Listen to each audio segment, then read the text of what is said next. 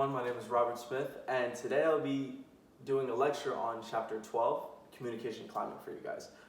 Before we get started, I just want to let you guys know that I chose my example of the movie to be How the Grinch Stole Christmas, the 2000 live action starring Jim Carrey. And just as a quick overview, it's mainly about the Grinch, as we all know. He was ostracized from society at an early age, and he grew to hate Christmas and all that encompassed it. But a little girl, Cindy Lou Who, gave the Grinch a chance, and once again, the Grinch learned to love Christmas once more. Now that we got that out of the way, we can go over our objectives that I want to cover for this lesson. First things first, I want to discuss communication climate, just what that entails, and more importantly, what constitutes communication climate. Like, how do we get there? How do we get the positive? How do we get the negative? And through that, we have confirming messages, disagreeing messages, and disconfirming messages. All right, from there, I want to touch upon another aspect, which is defensive speech, as well as ways we can help mitigate the use of defensive speech when creating and managing relationships. With that said, let's get started. Communication climate. Basically what that is, it's a social tone of your relationship.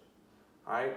You can have 30 friends, but they all might not have the same social tone to it. One could be more friendlier. One could be more intimate.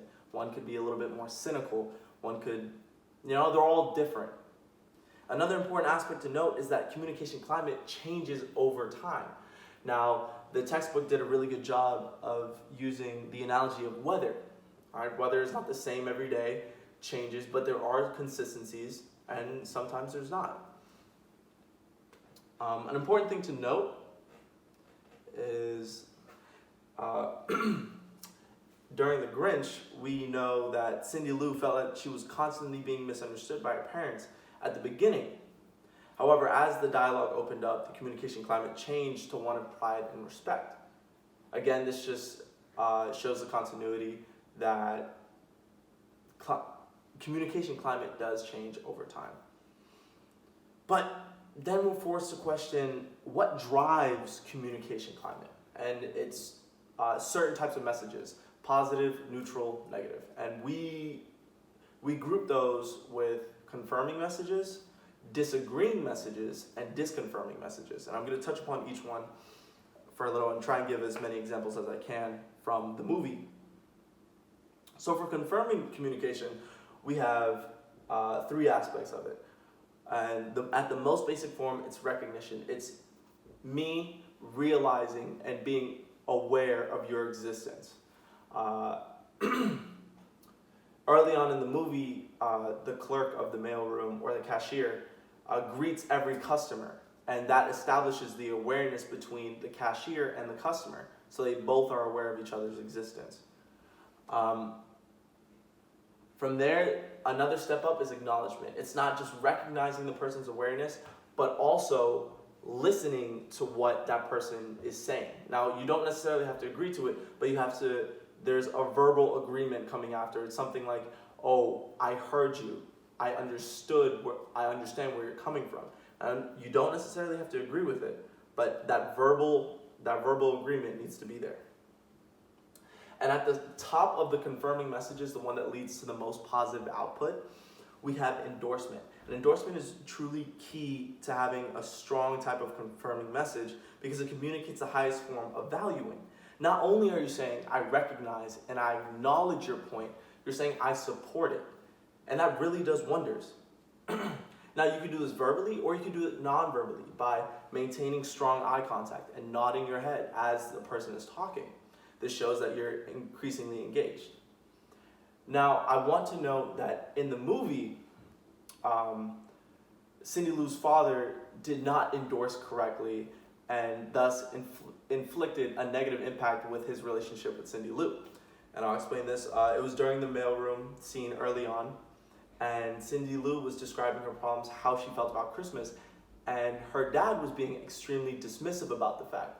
Not only was he busy with other things, which is understandable, but he refused to give her that eye contact that she needed to know that her dad was listening and was agreeing, if anything, or at least understood where she was coming from. From there, we have disagreeing messages. And disagreeing messages are saying you're wrong. However, they do have the recognition and acknowledgement aspect of it. It's just that they don't agree with what you're saying. We have two aspects of it. It's argumentativeness, which is just presenting and defending positions on issues while opposing positions taken by others. Now, the key here is the way you present your ideas makes all the difference in maintaining a positive climate while arguing. And the other one is complaining.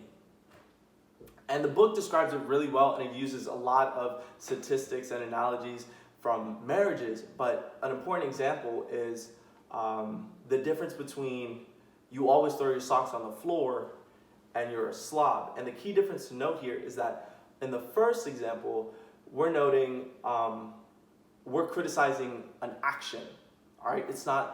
It's indirectly tied to the person, but it's the action that we are conflicted with. On the other one, we are attacking that person directly. And one leads to a more conflict-induced relationship, and the other one allows more constructive criticism.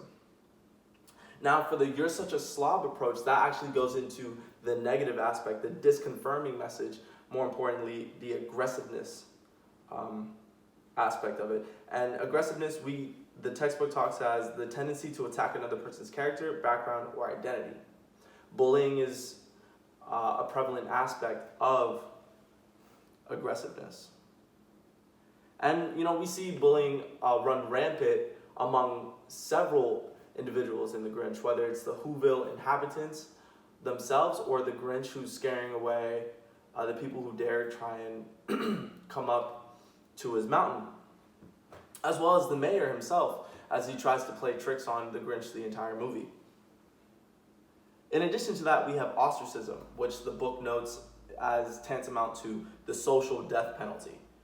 An interesting statistic here is that the workplace studies show that employees would rather receive negative attention from bosses and coworkers than no attention at all. And many report that ostracism is even more painful and damaging than harassment. Now, although ostracism usually is an exclusion from a group, it can also occur on one-on-one encounters. This is most commonly known as ghosting, something that classmates of mine or myself have been a victim of and have also done to other people. That being said, it's an important theme all throughout The Grinch because the Grinch himself was ostracized from the people who grew up with at an early age, and that led to a negative perception he had of the Whoville inhabitants. Now, from here, I want to touch on defensive speech. And the most important thing here to note is when someone attacks your sense of self or you feel attacked, that's called a face-threatening act. All right? And in fact, we often feel most defensive when criticism is right on target with what we believe. However, it's important to note that defensive behavior is not only the fault of the person who's getting defensive, it's also the part of the speaker for not being aware and not being conscientious of the other individual. Now, there are important ways to counteract that, and it's identified by the 6 categories of JIB, the JIB categories of defense provoking versus supportive behaviors. And so each one outlines from evaluation, control, strategy, neutrality, superiority, and certainty. These are all defense provoking. And then conversely, we have description, problem orientation, spontaneity, empathy, equality, and provisionalism. And these are just ways to mitigate the use of defense in relationships and communication speeches. Thank you again, guys, for listening. This has been a lecture by Robert Smith on Chapter 12, Communication Climate. Hope you guys have a good one.